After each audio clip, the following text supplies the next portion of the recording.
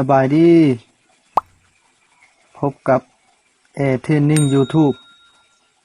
คลิปนี้ข้าพเจ้าจะมาสอนวิธีการใช้แอป Android เนาะสกรีนหน้าจอโทรศัพท์เนาะซึ่งแอปดังกล่าวนั้นเนาะจะมีทั้งระบบ Android และก็แต่หากบางเครื่องเนาะที่ซื้อมาเนาะในปัจจุบันบางที่บางเครื่องนั้นอาจจะมีอยู่ในโทรศัพท์เนาะมากับโทรศัพท์เนาะเช่นคือ Oppo พวก iPhone อย่างต่างๆเนาะแต่สำหรับ Android เนาะถ้าเครื่องท่านใดบ่ทันมีเนาะก็สามารถโหลดมานำใช้ได้เนาะซึ่งเป็นโปรแกรมอัดเป็นวิดีโอเนาะสกรีนหน้าจอเนาะหน้าจอโทรศัพท์นี่เนาะสำหรับโปรแกรมนั้นเนาะไปเบิ่งนำกันเนาะซึ่งข้าพเจ้าเองปัจจุบันก็ใช้โปรแกรมเนาะใช้โปรแกรมสกรีนเนาะสกรีนรีคอร์ดหน้าจอเนาะแต่ข้าพเจ้าจะมาสอนใช้โปรแกรมอีกตัวนึงเนาะก็เป็นโปรแกรมอัดหน้าจอคือกันเนาะไปโหลดนำกันเลยเนาะไปที่ Play Store เลยเนาะ Play Store เนาะถ้าเป็นภาษาไทยเนาะจะเป็นร้านค้าอย่างนี้นะจิ้มเข้าไปเลย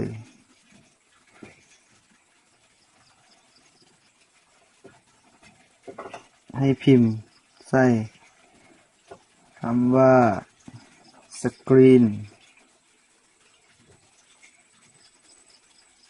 รีคอร์ดจิ้มที่แว่นอยู่ลุ่มนี่เนาะเพื่อค้นหาเนาะสำหรับคลิปนี้เนาะข้าพเจ้าจะมาสอนไซต์ตัวนี้เนาะบันทึกหน้าจอเนาะตัวที่ข้าพเจ้าใช้เป็นตัวนี้เนาะสกรีนรีคอร์เดอร์เนาะตัวสีฟ้าฟ้าเข้มเนี่ย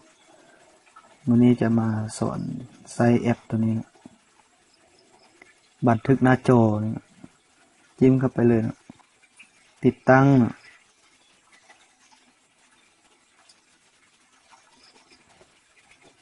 ให้รอท่าแอปดาวน์โหลดรอไปเรื่อยๆ 63% แล้ว 90% แล้วรออีกแป๊บนึงตอนนี้สำเร็จแล้วเนาะการติดตั้งเนาะให้ไปจิ้มที่เปิดได้เลยเนาะเปิดนำไซต์เลยเนาะจิ้มเลยเนาะ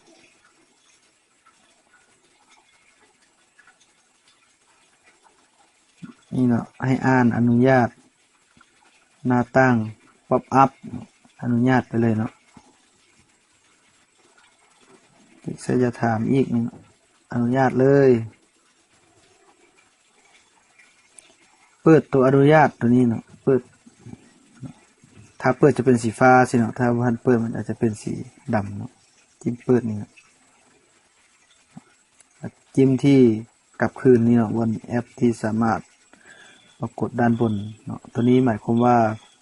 เวลาเราเปิดไปเนาะแอปตัวนี้มันจะมาสู่อยู่หน้าจอของเรานี่ให้เราเห็นในหน้าจอนี่เนาะเวลาเรานำไซต์เราก็ติ๊กใส่ตัวหน้าจอนี้เลยเนาะ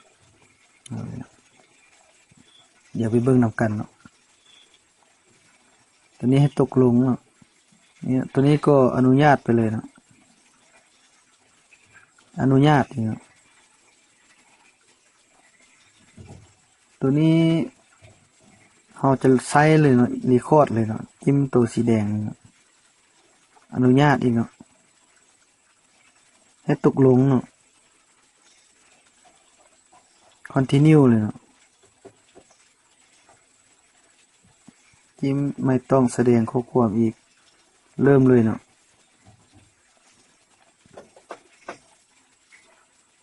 ตอนนี้โปรแกรมเราจะทำการบันทึกเนาะเราสามารถลิ้นอย่างต่างๆได้เนาะมันสามารถบันทึกให้เราได้เนาะอาจจะลิ้น Facebook อย่างต่างๆมันสามารถบันทึกให้เราได้สำหรับคลิปนี้เนาะอาจจะจบลงเพียงเท่านี้เนาะอย่าลืมทุกท่านเนาะกรุณากดติดตามกดกระดิ่งกดไลค์กดแชร์ข้าพเจ้าเลยเนาะสำหรับคลิปนี้ขอบใจ